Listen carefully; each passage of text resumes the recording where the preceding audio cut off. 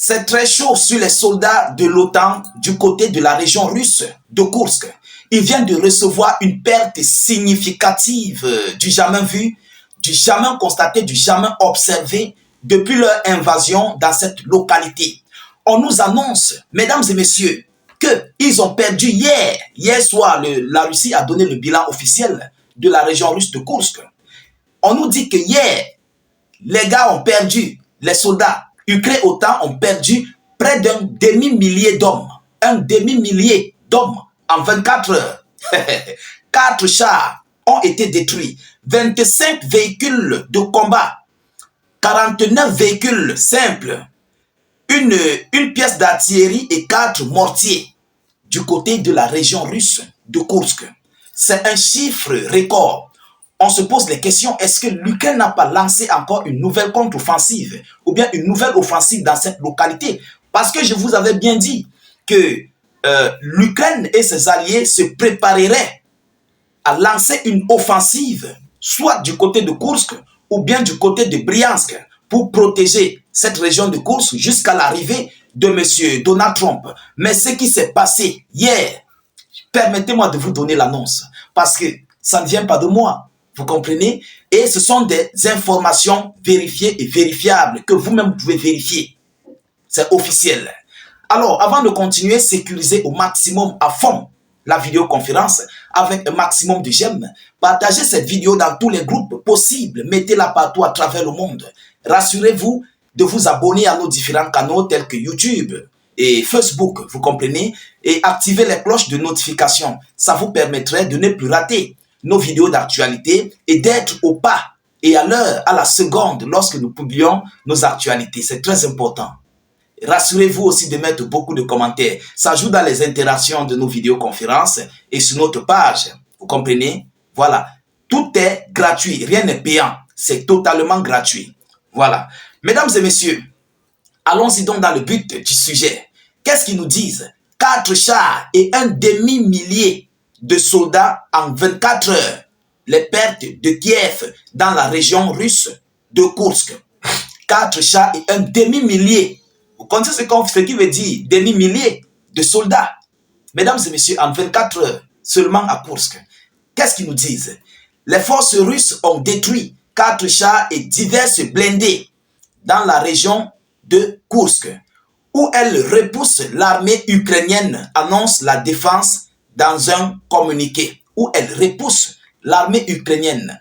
Donc, je ne sais pas si c'est une offensive déjà que l'Ukraine a lancée, mais je vais chercher encore plus d'informations là-dessus et je reviendrai avec cette actualité parce que ça déjà c'est énorme. C'est énorme. Ça, ce sont les pertes d'une offensive lancée par l'Ukraine. C'est très énorme, ces pertes. En 24 heures, c'est énorme, c'est énormissime. Vous comprenez?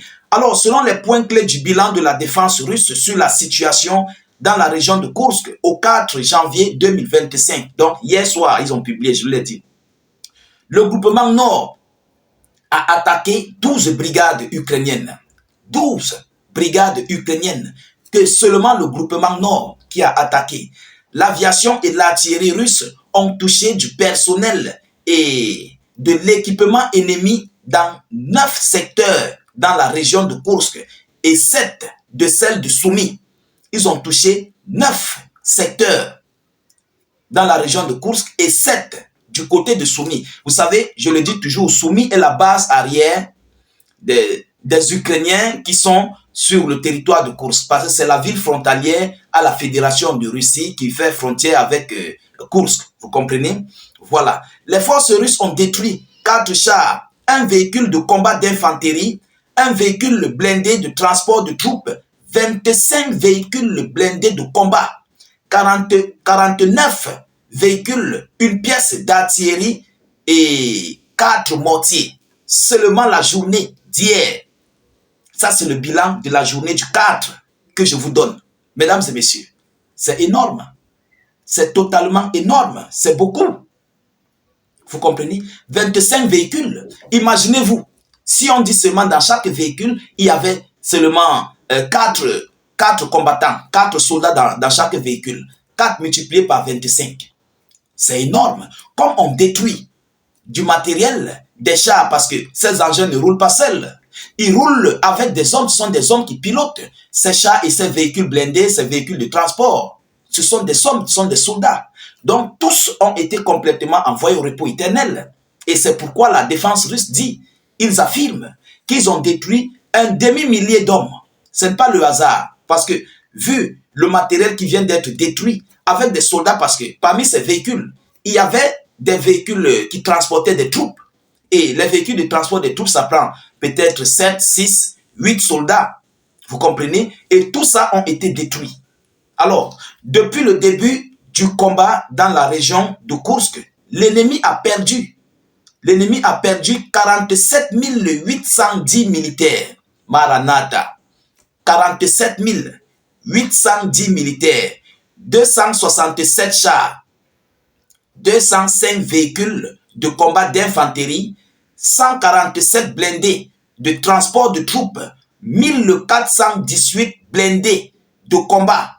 Et 300 pièces d'artillerie. Ça, c'est seulement la région de Koursk. Vous voyez que les chiffres se sont tellement et totalement accumulés. Le bilan est monté, mais à un niveau sans précédent. C'est totalement monté par rapport au jour précédent. Donc, ce qui veut dire que l'Ukraine a probablement envoyé, l'Ukraine est sûrement en train de lancer une offensive dans ce côté de la région russe de Koursk. Lorsque nous voyons les chiffres, nous voyons les différentes pertes, nous voyons ce que la Russie vient de démontrer, vient de dévoiler, nous comprenons directement qu'il y a quelque chose qui cloche. Mais quand est-ce que ça va durer? Ça va durer jusqu'à quand? Est-ce que Zelensky va comprendre que le moment de mettre terme à ce conflit est arrivé? Pourquoi? Parce que son administration qui le soutenait du côté des États-Unis d'Amérique se prépare à sortir. Donc ça ne va rien servir à ce qui continue ce conflit. Vous comprenez? Ça ne va rien servir. Si c'était moi, Zelensky, même comme je ne souhaite pas être à la place de ce monsieur, si c'était moi, Zelensky, j'arrêterais ce conflit. Et je me préparerais le mieux pour des prochaines années. Parce que maintenant, là, il n'y a rien à faire. L'OTAN est affaiblie. Washington est affaibli.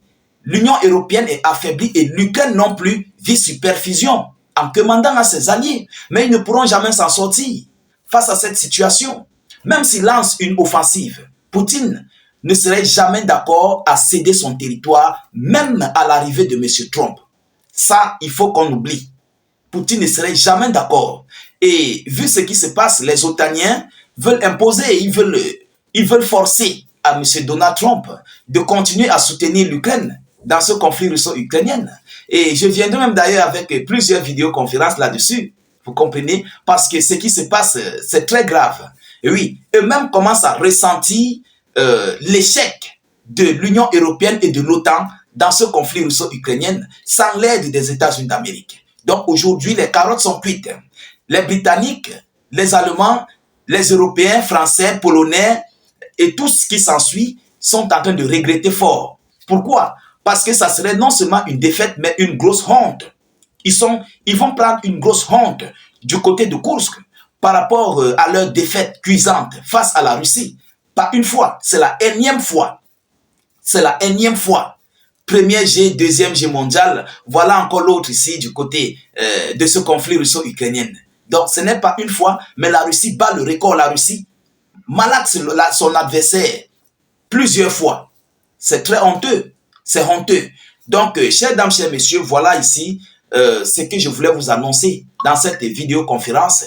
Veuillez la partager partout à travers le monde. Sécurisez la vidéo avec un maximum de j'aime et suffisamment de cœur. N'hésitez pas de mettre beaucoup de commentaires et surtout abonnez-vous à nos différentes plateformes YouTube, Facebook.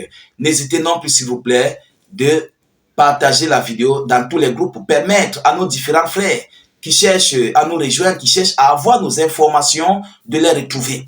Voilà, grâce au partage, parce qu'eux aussi veulent avoir nos actualités, mais ils ne savent pas comment faire, donc partager au maximum. Ça les permettra aussi de nous rejoindre sur notre lutte pour informer le monde des actualités vraies.